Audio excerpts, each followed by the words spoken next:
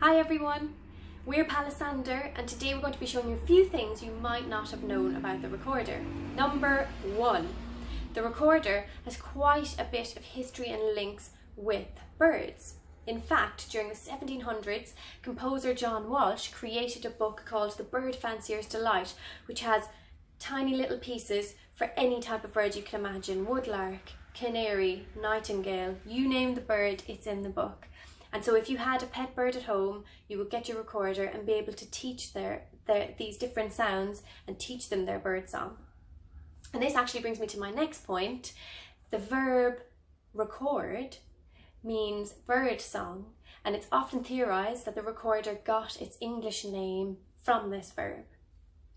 In music, through time, we've seen that the recorder is often used to depict and imitate birds. And in this piece, La Lusignola by Marula, you'll hear the bird song being passed from one bird to the next. Enjoy.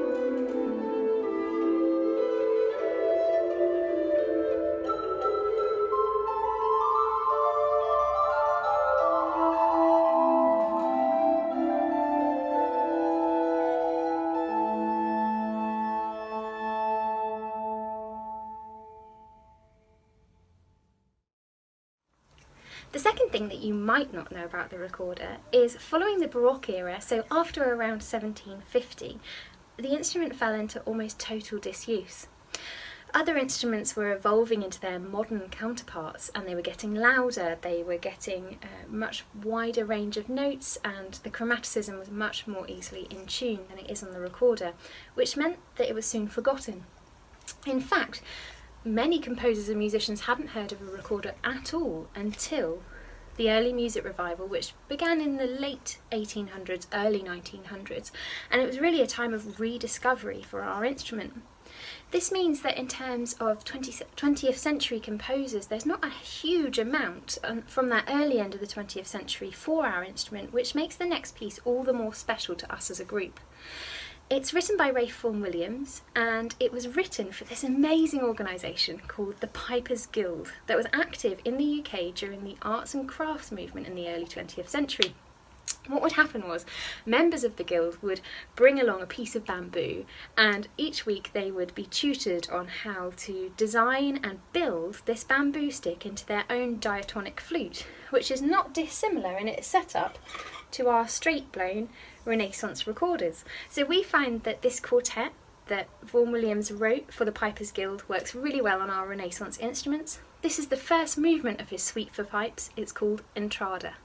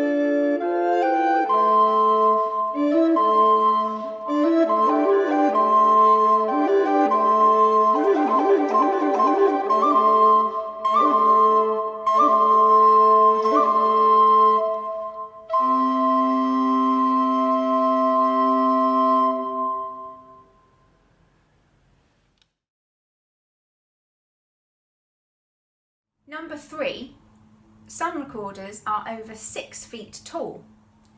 Our next piece, John Dowlands' All People That on Earth Do Dwell, is originally for vocal consort, and we play it on some of our largest recorders. They might sound very low, but this is actually just relative to the rest of the recorder family. They enable us to perform at concert pitch, which is the same as a vocal consort.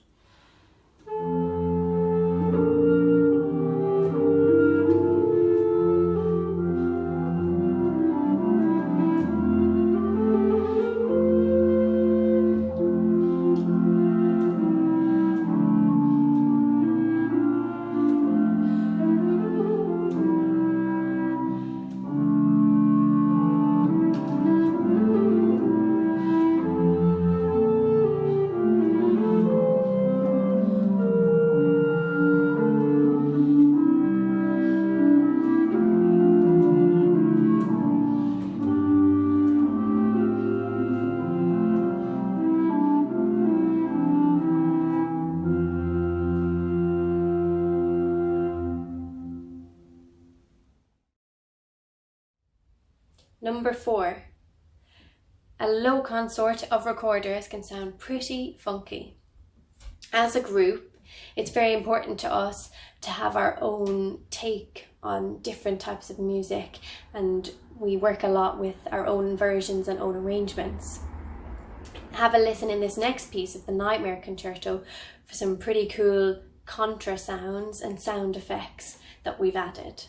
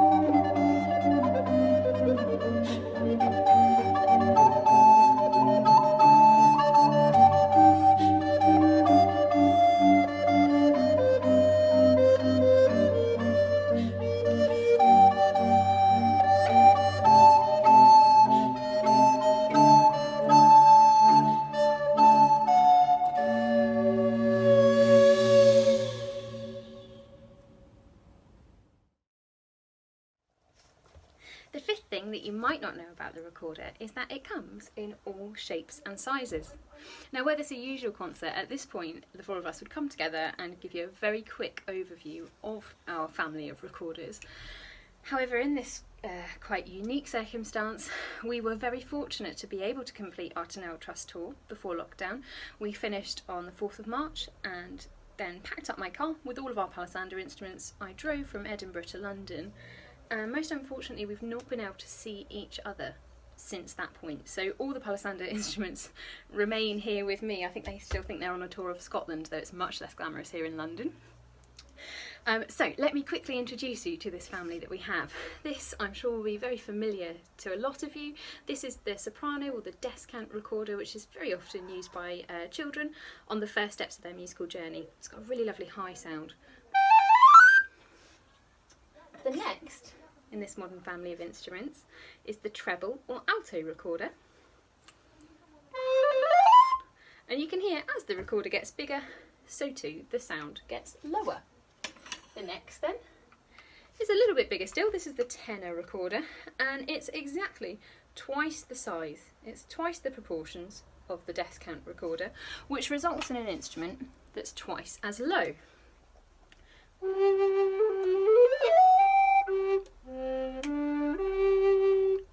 It makes a really nice rich tone.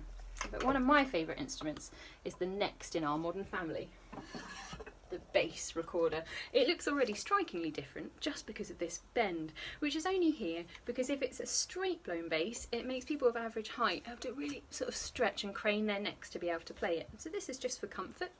We have a couple of keys now, and that just helps us to reach these low notes.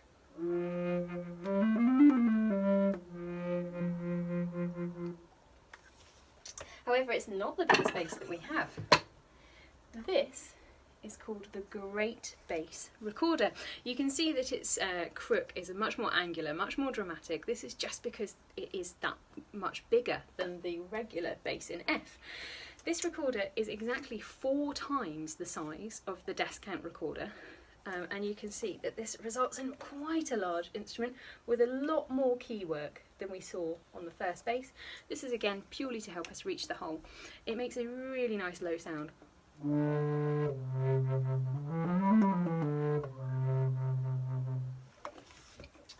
And it is often used in consort music or ensemble music, such as with Palisander, but not very often used as a solo instrument, because you may have spotted that as they get bigger, they also get a little bit quieter.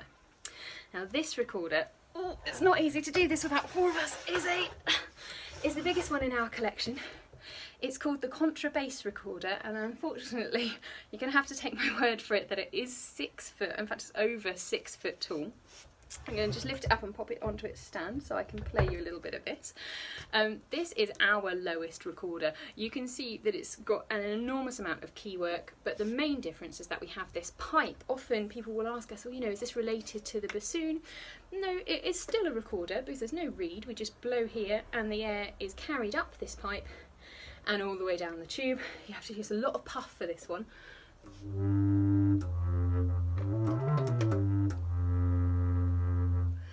And it makes a really beautiful low sound. Again, used probably only in ensemble settings. It's very, very rarely called on as a solo instrument. So very briefly, I will also just show you, we call these recorders our modern recorders, all the recorders I've just shown you. Of course, they are actually based on historical designs. Unlike a violin, it wouldn't really be practical or ideal to play on a recorder actually from the Baroque times, because we blow into our instruments. The moisture collected there is not going to mean an awfully long life, certainly not hundreds of years of really, really good sound quality from these instruments. So they're all copies. But we call this one our more historic group of recorders, our consort of recorders, and these are copies of recorders that are about 500 years old. You can see the main difference when I hold two tenor recorders. The main difference is that they have a very, very straight design, and then at the bottom here we have this beautiful decoration. This is called the fontanelle, and it really is just acting as protection for our key work that's under there. But I think you agree, this looks much prettier. Sometimes we're asked, oh, is this a speaker? No, it's just for protection. And if I just give you a quick sound test, you can hear that the Baroque sound is much thinner, whereas the Renaissance tenor you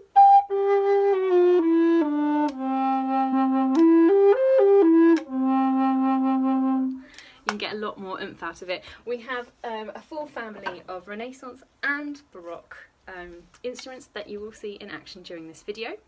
The next piece was commissioned by us when we were St John Smith Square Young Artists, and we commissioned fantastic British composer Toby Young to write this piece, Recorder Revolution, for us, which includes all the different sizes of recorder that I've managed to introduce you so far, plus a few more, so look out for some surprises at the end.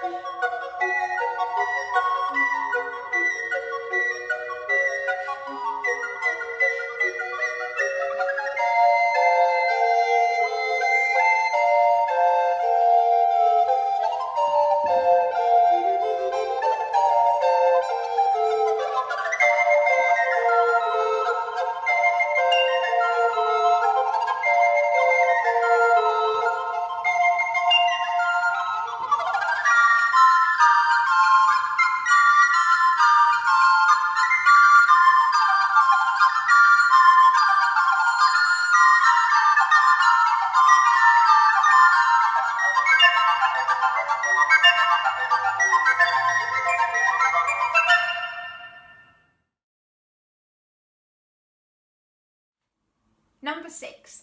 The recorder is hundreds of years old, but composers are still writing new music for it today. Our next piece is very different to the others that you've heard, but its inspiration is still very much rooted in history.